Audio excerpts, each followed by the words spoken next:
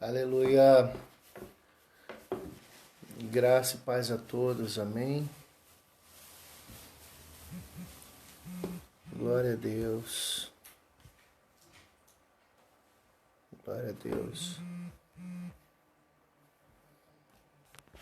Aleluia.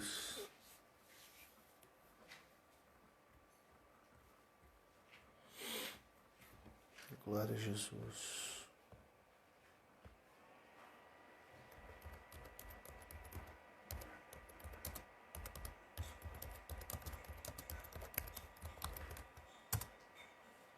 Aleluia. Glória a Deus. Seja bem-vinda, irmã Rosinha, minha mãe, paz.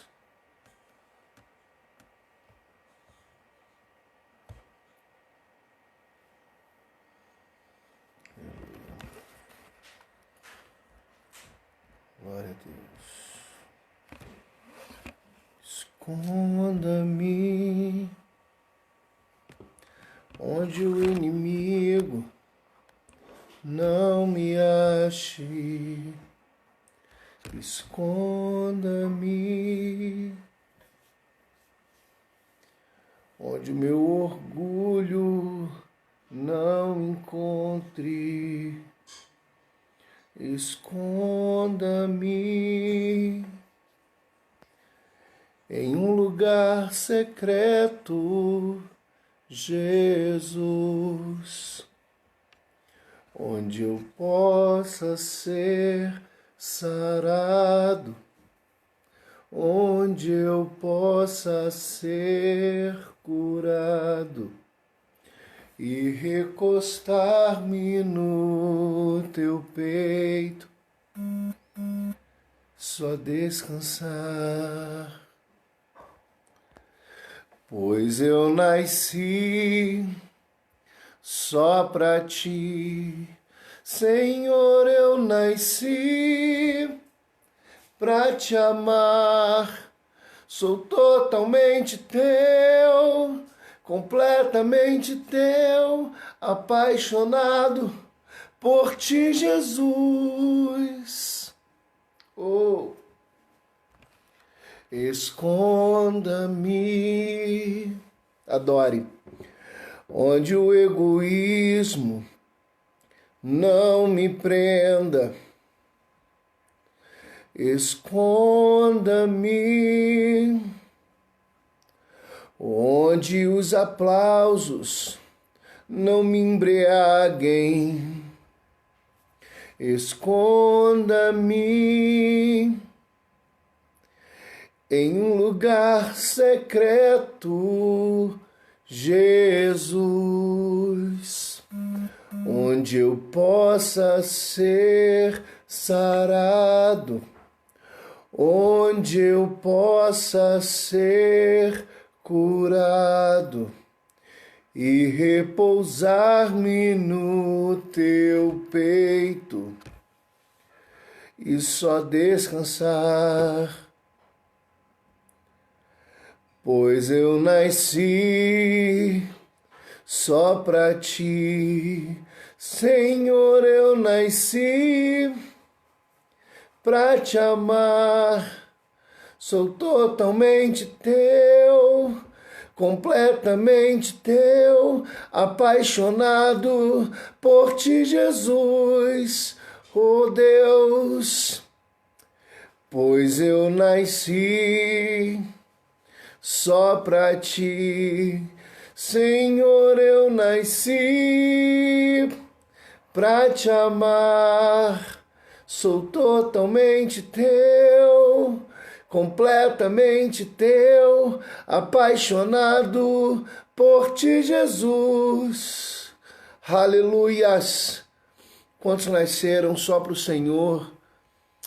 Você que está aí na tua casa, nos assistindo pelo Instagram, ou pelo Facebook, ou pelo YouTube, comece a adorar ao nome do Senhor. Eu sei que coisas grandes o Senhor tem para fazer nas nossas vidas nessa noite. Gustavo, seja bem-vindo também, irmã Grazi, seja bem-vindo. Aleluia. Tiago, meu amigo, seja muito bem-vindo também. Glória a Deus pela presença de vocês aqui. Eu queria compartilhar um pouco da palavra do Senhor com vocês, que se encontra no livro de Eclesiastes, no capítulo de número 9, o versículo de número 10. E depois nós vamos estar lendo o versículo de número 8. Então nós vamos começar pelo 10 e depois nós vamos para o versículo de número 8, amém? Glória a Deus, eu vou dar um tempinho aí para quem quiser abrir sua Bíblia. Glória a Deus. E nos acompanhar, vai ter essa oportunidade aí, amém? Diego, Pai, seja bem-vindo. Glória a Deus. Eclesiastes, capítulo de número 9, versículo de número 10. Amém? Diz assim: tudo quanto vier à tua mão para fazer, faze-o com todas as tuas forças, porque na sepultura para onde tu vais não há obra, nem trabalho, nem ciência, nem sabedoria alguma. Amém? Queridos, esse texto ele é muito interessante. Salomão é um cara que ele, durante a sua vida, não só se destacou pela sua sabedoria, mas Salomão ele se destaca por algo que ele aprendeu com seu pai, Davi, que era arrepender-se. E Salomão, ele construiu a sua vida, né, na presença do Senhor, e ele teve o privilégio de ser permitido construir o templo, algo que a Davi havia sido negado, mesmo Davi sendo um homem segundo o coração de Deus. Então, Salomão ele teve um privilégio muito grande de poder construir o templo. Ele conheceu a Deus não por profeta, mas por revelação. Ele tem, durante um momento de oração, a presença do próprio Deus. Enquanto no período de Davi nós temos Natã e outros profetas que ministraram sobre Davi, mesmo Davi sendo um rei e também sendo profeta. A gente vê profetas se manifestando juntamente com Davi para poder trazer a revelação a ele. Eu já quero ministrar algo poderoso na tua vida. Somente quando você se posiciona como profeta, você consegue atrair os profetas para o teu lado. Se você se posicionar como um antiprofeta, né, se você negar uma unção profética, é difícil que você receba o galardão do profeta, né, a presença profética na tua vida. Algumas pessoas não entendem o que é uma presença profética. Quando você começa a receber de Deus uma atmosfera na qual você entende direcionamento. A gente pensa em profeta, naquele cara que fica trazendo para as nossas vidas revelação, e assim diz o Senhor. Não é isso. Um ambiente profético é aquele ambiente no qual você consegue entender o direcionamento de Deus. Então Davi, ele era um cara cercado por profetas, porque ele também era profeta. Já Salomão era um cara sábio, então na sua sabedoria Deus revelava-se a si.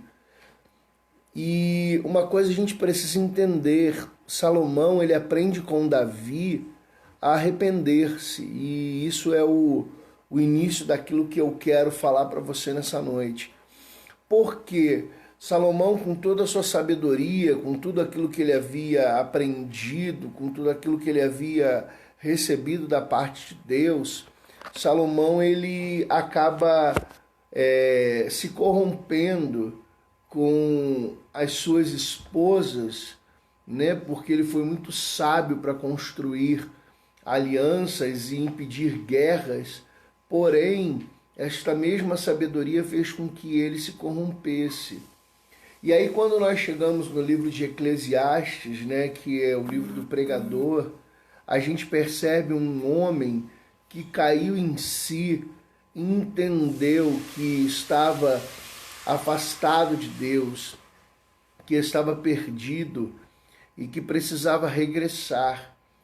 Então ele, arrependido, ele começa a contar o que ele já viveu e ele diz que na verdade tudo é vaidade, a sabedoria que ele tinha alcançado, o privilégio que ele tinha alcançado, a posição que ele tinha conquistado, tudo isso era vaidade.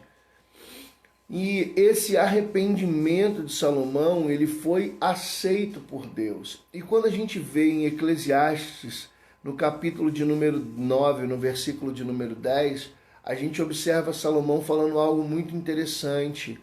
Aquilo que vier a tua mão para fazer, faz conforme as tuas forças. Ele não diz para você, ó, faz conforme a tua sabedoria, nem conforme o teu coração, a tua vontade. Ele diz, faz conforme as tuas forças. Ou seja, aquilo que você pode fazer, faça da melhor maneira que pode ser feito. Nem sempre a maneira que eu vou fazer, ela é tão boa quanto a que você faz. Mas se eu faço com todas as minhas forças e você está fazendo com todas as suas forças, então nós estamos alcançando o objetivo para o qual Deus nos convidou. Porque muitas vezes nós somos sábios demais segundo a nossa própria natureza, segundo o nosso próprio entendimento. Nós somos cheios de sabedoria, sabemos resolver os problemas, sabemos resolver as situações. Por esse tempo agora eu vi uma postagem, até foi o César que me mandou, abro um parênteses aqui para saudar o César, a Kátia com o Mazol, de uma pessoa que nós conhecemos e ele agora se diz coaching de relacionamento. E não quero entrar na trajetória do irmão, não é isso. Mas ser coaching hoje em dia não é muito difícil. Você encontra cursos de coaching pela internet. O PNL, né, que é Programação Neurolinguística, né, aquilo que você fala acontece. Então, essas coisas elas estão disponíveis. Mas nem sempre é esta sabedoria que permite que a gente faça o melhor. Salomão, ele era um cara que ele entendeu isso, porque muito sábio, muito rico, ele percebeu que ele não teve a mesma dedicação para servir a Deus. E o que Deus colocou na mão de Salomão não foi ser uma pessoa rica. Deus também não colocou nas mãos de Salomão ser uma pessoa livre de guerras. Deus não colocou nas mãos de Salomão ser um homem cheio de paz. Deus colocou na mão de Salomão o reino de Israel. E quando nós vivemos o reino precisa ser tomado com muito esforço, é o que diz em Romanos, pelo apóstolo Paulo. O reino de Deus ele é tomado, na maioria das traduções, diz à força. Mas isso significa, literalmente, com muito esforço. Então, nós entendemos aqui pela palavra aquilo que o apóstolo Paulo vai mais à frente nos elucidar, dar mais luz ao nosso entendimento. O que vier à nossa mão para fazer, nós precisamos fazer com toda a nossa força. Porque o que veio na mão de Salomão era o reino. Ele foi chamado por Deus para reinar. Ei, querido, preste atenção naquilo que eu quero liberar sobre a tua vida nessa noite. Você é reino e sacerdote. Deus te chamou para governar o reino e para ministrar reconciliação. Porque o objetivo também do sacerdote era oferecer sacrifício de paz, de reconciliação. Então, amado, preste atenção. Você não recebeu como comissão da parte de Deus, o comissionamento da parte de Deus, ser pastor, profeta, ministro, líder de louvor. Você recebeu como comissão ser um agente do reino. E como agente do reino, você e eu precisamos pegar toda a nossa força e empregar no reino de Deus.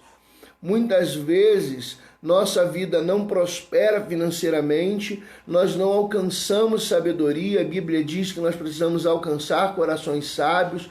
A Bíblia diz que nós vamos prosperar, que tudo aonde colocar a planta do nosso pé será nosso por herança.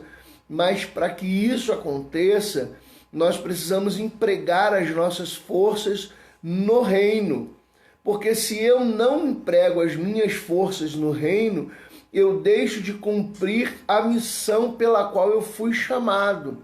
Lá em Mateus capítulo 28, nós temos um texto que ele é conhecido teologicamente como a grande comissão, que diz: ide por todo mundo, pregando o evangelho do reino a toda criatura, aquele que for batizado será salvo, aquele que não for batizado, aquele que crer e for batizado será salvo, aquele que não crer já está condenado. Então, o que nós recebemos de comissão é pregar o evangelho do reino. Então, quando eu assumo a minha postura no reino e eu emprego as minhas forças no reino, os meus recursos, a minha capacidade, aí eu estou autorizado por Deus a desfrutar daquilo que o reino tem para oferecer. O reino de Deus, diz a Bíblia, que é alegria e paz no Espírito Santo.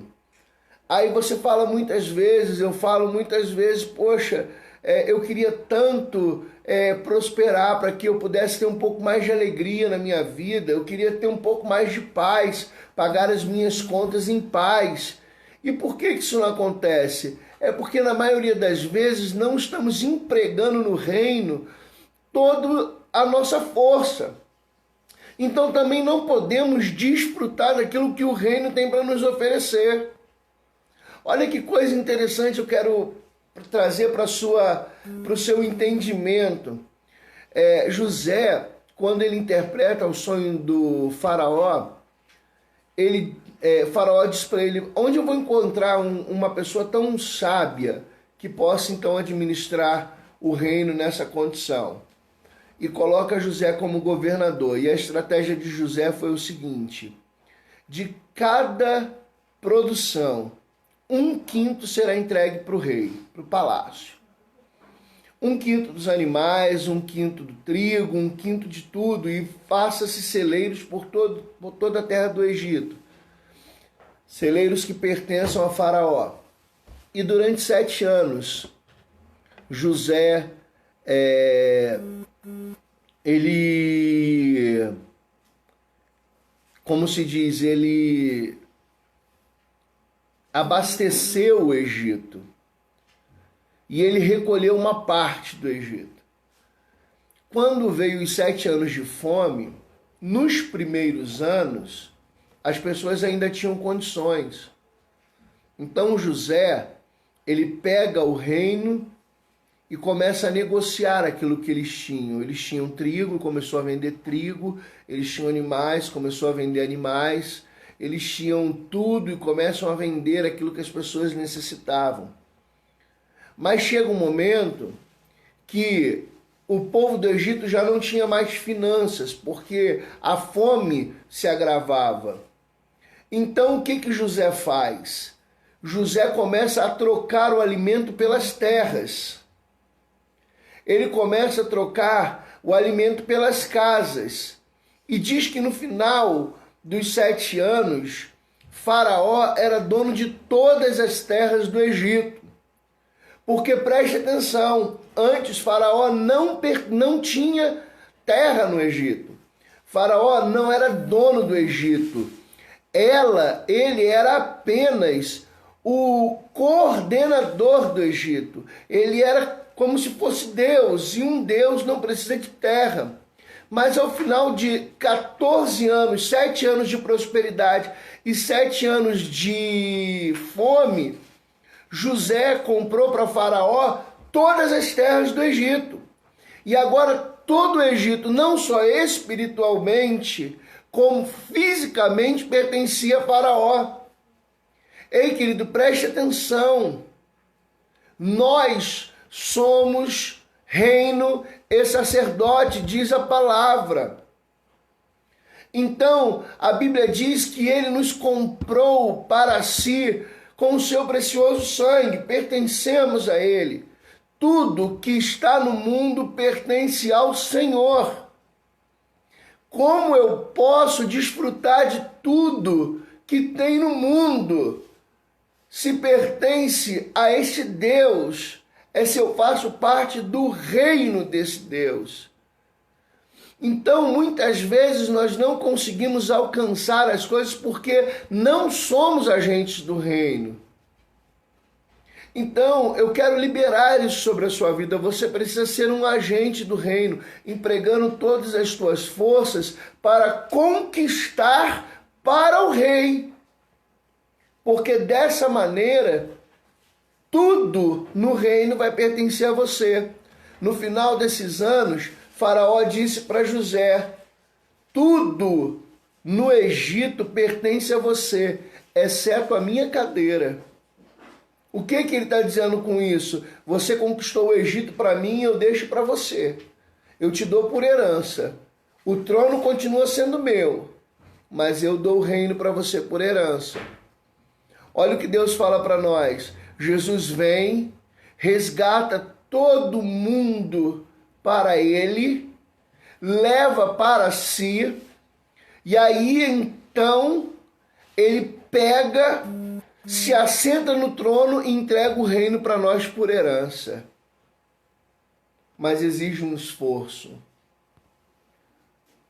José precisou passar pelo poço, pela prisão, passou sofrimento, mas ele se esforçou. Ele poderia, no momento, parar um momento, saudar aqui a Ana Cláudia, seja bem-vinda, Lívia, seja bem-vinda, irmã Marta, Helena também. José podia dizer assim: eu vou ajudar a salvar o Egito, esse país que me lançou na prisão, me tratou como escravo, né? Fui apunhalado, esquecido na cadeia, agora eu vou salvar o Egito. Eu quero que o Egito, ele que se afunde sozinho. José tinha esse direito, mas José não. José entendeu que empregando suas forças em salvar o Egito, ele teria o Egito por herança. E foi o Egito que salvou sua família, irmãos. Quando Israel saiu do Egito, 430 anos depois de haver entrado, foi os egípcios que abençoaram o povo de Israel para que eles prosperassem. Então, você quer prosperar neste mundo? Comece a empregar as tuas forças no reino. Porque Eclesiastes capítulo 9, versículo 10 diz isso para a gente: tudo quanto vier a tua mão para fazer, faz-o conforme as tuas forças. Se você tem força para fazer um pouco mais, faça mais para o Senhor. Se você tem força para caminhar um pouco mais, caminhe mais para o Senhor. Se você tem força para pregar um pouco mais, pregue mais para o Senhor. Pastor, mas você não está entendendo, é o diabo que está se levantando, está me pisando, está me massacrando, mas você está tendo força para contar isso para mim? Então, irmão, você pode empregar mais força no reino. E eu disse que nós concluiríamos a mensagem com o versículo 8 de Eclesiastes, capítulo de número 9. Então, Eclesiastes 9, 8, porque Salomão, ele disse que tudo quanto vier a tua mão para fazer, faz conforme as tuas forças. Lá no versículo 8 diz assim: em todo tempo, sejam alvas as tuas vestes, e nunca falte o óleo sobre a tua cabeça. De uma maneira profética, Salomão ele estava trazendo um entendimento para a gente. Aqui nós temos dois entendimentos. O primeiro entendimento do rei. de alguém que está arrependido e voltou aos caminhos do Senhor. As vestes brancas eram símbolo de santidade, da coroação. Então, quando Salomão ele diz que em todo tempo sejam alvas as suas vestes, ele fala assim, não se suja por qualquer coisa. Eu me sujei, mas não se suja por qualquer coisa não. Preste atenção para que você não se corrompa. E nunca falte o óleo sobre a tua cabeça. Por que Salomão diz isso? Eu estou falando no plano humano.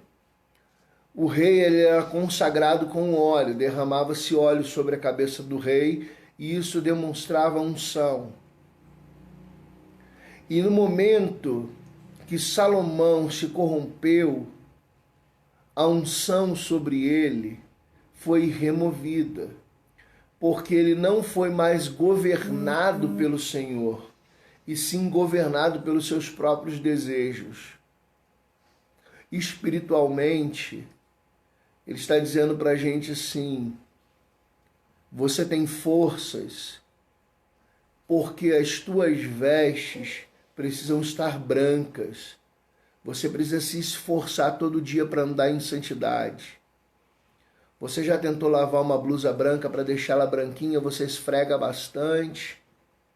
Você tem que deixar de molho às vezes, como se fazia antigamente. Eu não sei se hoje muita gente ainda tem esse hábito. Punha para coarar no sol, né? Quando você põe a roupa lá no sol, a roupa branca, e vai jogando sabão, água com sabão para ela ficar pegando sol, e aí vai secando, você põe ali para coarar no sol. Então, quando você faz isso, para você ficar com as suas vestes brancas, você tem aquela roupa branquinha, velho, não basta sabão homo, não. Você precisa se esforçar para deixar suas vestes brancas. Então é importante que eu e você guardemos isso no nosso coração. Em todo tempo, as nossas vestes sejam brancas. E a segunda coisa que Salomão fala aqui para a gente concluir essa mensagem, nunca falte óleo sobre a sua cabeça, ou seja, nunca se permita ser governado pelas suas próprias emoções. Não se permita ser governado pela vontade do mundo. Não se dobre à vontade daqueles que te rodeiam. Seja sempre fiel ao Senhor. Deixe que a unção que vem de Deus governe a sua vida e te direcione para aquilo que você precisa fazer. Porque quando você toma este tipo de atitude, você sabe que você empregou para o reino todas as tuas forças. E amado, presta atenção.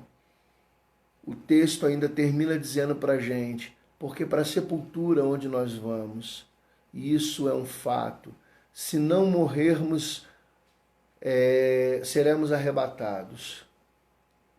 Uma coisa ou outra.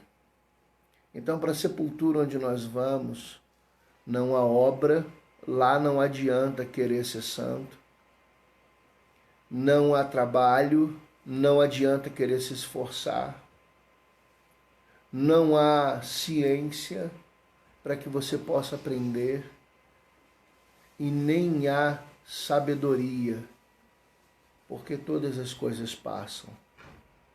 Então hoje, o que Deus gerou ao meu coração para trazer para você nunca permita que o esforço que você faz no reino seja mínimo, mas que seja um esforço com toda a tua força. E para quê? Para que as tuas vestes permaneçam brancas e que a unção continue sobre a tua cabeça.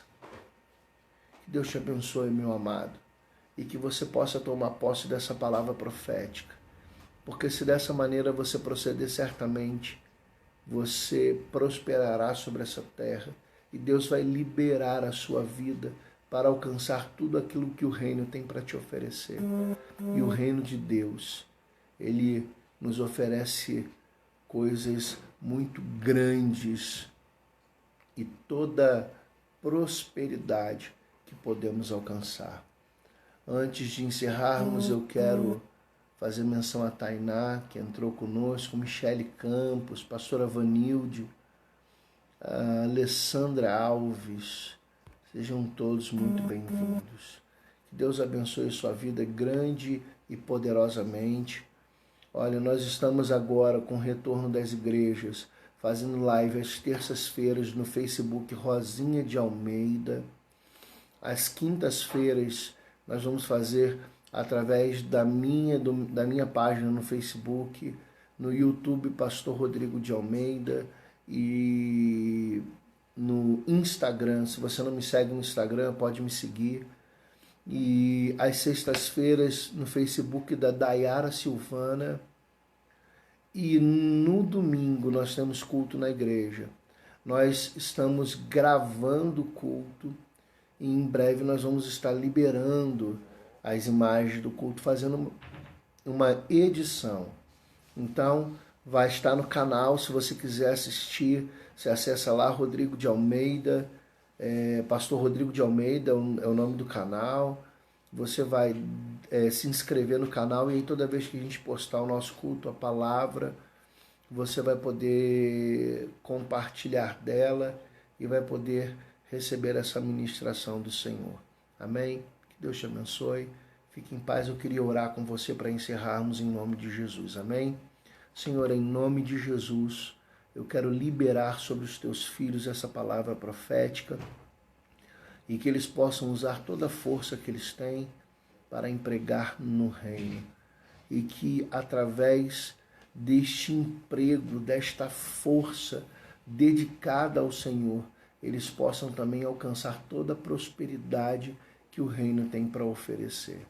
Abençoa a vida deles, que o Senhor glorifique o teu nome através da vida de cada um.